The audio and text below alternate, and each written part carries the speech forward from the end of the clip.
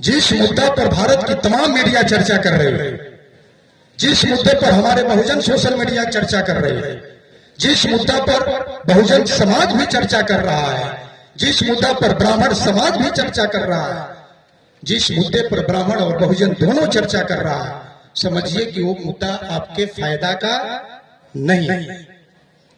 जिस मुद्दा को हाइड किया जा रहा है, दबाया जा रहा है, छुपाया जा रहा है, चर्चा से दूर रखा गया है, वही मुद्दा हमारे फायदा के लिए है। दुश्मन उस पर चर्चा होने नहीं देना चाहता। जैसे ओबीसी की 95 वर्षों से जाति आधारित जनगणना पर चर्चा दुश्मन नहीं करना चाहता। ओबीसी 95 वर्षों से, ये 26 है 1931 में अंग्रेजों ने कराया। 95 साल से हमारी गिनती नहीं हो रहा है, ये चर्चा बंद किया गया है। ईवीएम मशीन भी एक नया इलेक्ट्रॉनिक वोटिंग मशीन, इस पर चर्चा नहीं हो रहा है।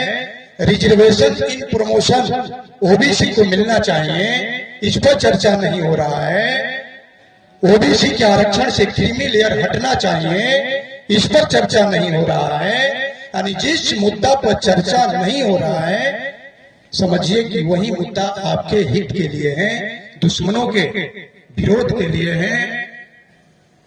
जो चर्चा नहीं हो रहा है, अभी चर्चा क्या जैसे चल रहा है, घुसखोर पंडित पर चर्चा चल रहा है। बड़ी हैरानी हो रही है। घुसखोर पंडित यानी फिल्म बनाने वाला ब्राह्मण, उसका डायरेक्टर नीरज पांडे ब्राह्मण, मनोज वाजपेयी जो घुसखोर पंडित का रोल वो भी ब्राह्मण, विरोध करने वाला ब्राह्मण। बड़ी लीला है। यानी आपको डाइवर्ट करने के लिए, आपको वास्तविक मुद्दा से विषयांतर करने के लिए ऐसा मुद्दा लाया जा रहा है।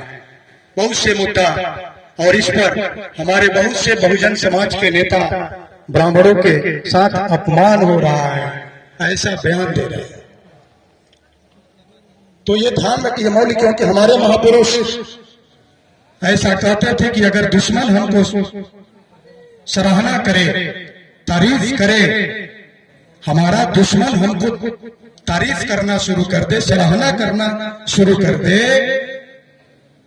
फलाना का लड़का बहुत अच्छा है, उसके जैसा कोई लायक नहीं है, रईस आदमी है, बहुत लायक आदमी है, तो समझिए कि आपका बेटा गलत दिशा में है, आपका भाई गलत दिशा में है। अगर हमारा दुश्मन हमारे विरोध में बोले नालायक है, आवारा है, बदमाश है, सबसे बेकार है, तब समझिए कि आपका बेटा सही दिशा में है।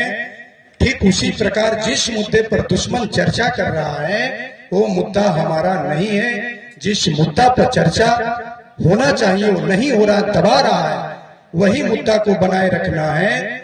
इसलिए साथियों, हमें उस मुद्दे को अपने स्तर से सोशल मीडिया के माध्यम से, अभी देश में जाति का कलम दुश्मनों ने, सारा गणना तो होगा, सर्वे होगा, सेंसस होगा, लेकिन कास्ट वाला कलम नहीं रहेगा। हिंदू के नाम पर हमारी गिनती करेगा, और हिंदू के नाम पर गिनती करेगा तो दो चार शब्द दुश्मन को छुपाने वाला भी शब्द है। जैसे हम लोग अनजाने में, अज्ञानता में स्वर्ण करते हैं, स्वर्ण शब्द भी ब्राह्मणों को छुपाने वाला शब्द है, दुश्मन को छुपाने वाला शब्द है। फॉरवर्ड कहते हैं, फॉरवर्ड भी ब्राह्मणों को छुपाने वाला शब्द है। मनुवाद कहते हैं, मनुवाद भी ब्राह्मणों को छुपाने वाला शब्द है। सामंतवाद कहते हैं, ब्राह्मणों को छुपाने वाला शब्द है। हिंदू, हिंदू ये आवरण है, सारे छुपाने वाला ये आवरण है। यानी क्षत्रियों को, वैश्यों को उनके समर्थन में ढकेलने वाला यह शब्द है। और उस शब्द के पीछे, उस आवरण के पीछे दुश्मन हमारा छुप जा रहा है, और हम पकड़ना चाहते हैं, पकड़ में नहीं आ रहा है। इसलिए सही शब्द हमारे जो महापुरुषों ने किया, डायरेक्ट ब्राह्मणों को ब्राह्मण कहा, दुश्मन को दुश्मन कहा।